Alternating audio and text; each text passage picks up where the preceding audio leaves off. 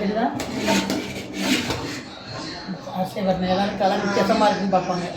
புரியுதா?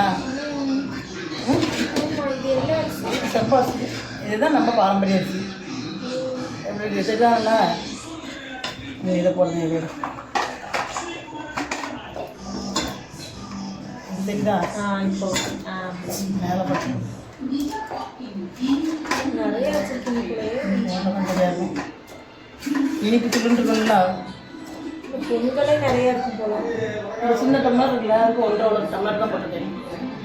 நல்லா இருக்கா? இது போ அரிசி இது மாதிரி செஞ்சுருக்கேன். தெரியுதா?